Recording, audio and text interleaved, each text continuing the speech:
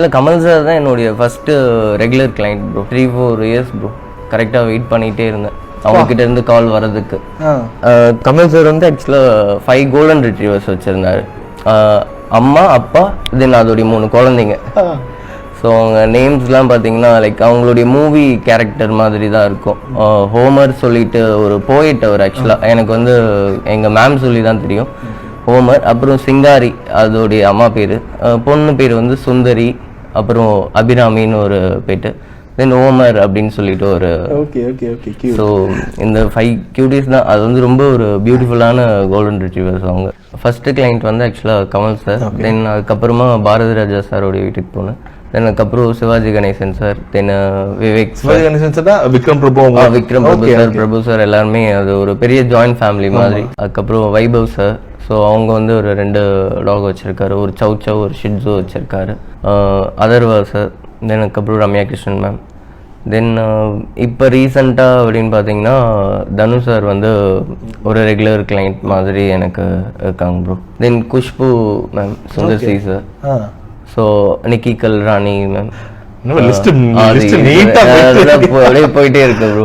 So அதில் இதோடவே போதும்னு நினைக்கிறேன். கமல் சார் வீட்டுக்கு நான் க்ரூம் பண்ண போயிருந்தப்ப அந்த மெர்சல் டீம் ஆக்சுவலாக வந்துருச்சு. ஓகே.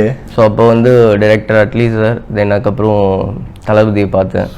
அப்போ வந்து நான் அதான் குட்டி வயசுலேருந்தே எனக்கு அது பிடிக்கும். ஸோ அப்போ வந்து நான் பார்த்துட்டு ஒரு ஃபோட்டோ வேணும் அப்படின்ற மாதிரி கேட்டப்போ, தென் அதுக்கப்புறம் விஜய் சாரே பார்த்து என்னை வந்து எத்தனை வயசு ஆகுது, இங்கே எத்தனை வருஷமாக ஒர்க் பண்ணுறீங்க அந்த மாதிரிலாம் கேட்டாங்க.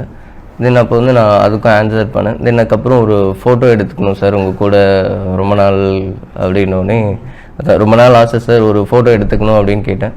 எனக்கு வந்து முடிஞ்சிட்டோம், அதுக்கப்புறம் எடுத்துக்கலாம் அப்படின்ற மாதிரி சொன்ன மாதிரி அந்த படம் முடிஞ்சிச்சு. தென் அதுக்கப்புறம் சாரை கூப்பிட்டு அவங்க ஃபோட்டோ எடுத்துக்கலாம் அப்படின்ற மாதிரி எடுத்த ஃபோட்டோ தான் அந்த ஃபோட்டோ. இப்போ தனு சாரோடைய வீட்டுக்கு போயிட்டு இன்னும் ஒரு 8 months இருக்கும்.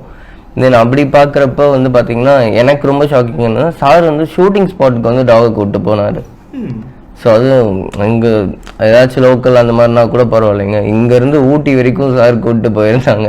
ஏன்னா சார் வச்சிருக்கிறது வந்து அஸ்கி. ஸோ அதோடைய அவங்கள வந்து கையிலே பிடிக்க முடியல, அங்கே அவ்வளோ ஒரு எக்ஸைட்மெண்ட்டு. ஸோ ஜாலியாக அங்கே ஆடிட்டு விளையாடிட்டு இருந்தாங்க. அங்கே ஒரு 15 days வந்து இருந்தானுங்க ப்ரோ அந்த ஷூட் முடிகிற வரைக்கும். அவங்களே பாராட்டி கொடுத்துருக்காங்க. தென் ஃபஸ்ட்டு க்ரூமிங்கோடைய பேமெண்ட் பார்த்தீங்கன்னா நான் வந்து 250 கேட்டேன். அவங்க வந்து 50 rupees தான் கொடுத்தாங்க. அதுவும் 10 ரூபா காயினாக வந்து கொடுத்து, என்னப்பா இவ்வளோ சின்ன பையனாக வந்துட்டு இவ்வளோ காசு கேட்குற அப்படின்ற மாதிரி. ஆனால் பட் இப்போ நான் எப்படி பண்ணுறேனோ அதை விட அப்போ வந்து ரொம்ப எக்ஸ்ட்ராவாக கேர் எடுத்து, ஏன்னா அப்போ வந்து நான் பிகினரில். ஸோ வந்து இப்போ வந்து ஒரு 30 minutesல இப்போ பண்ணுறேன்னா அப்போ வந்து ஒரு 1 hour பண்ணுவோன்னு வச்சுக்கோங்களேன்.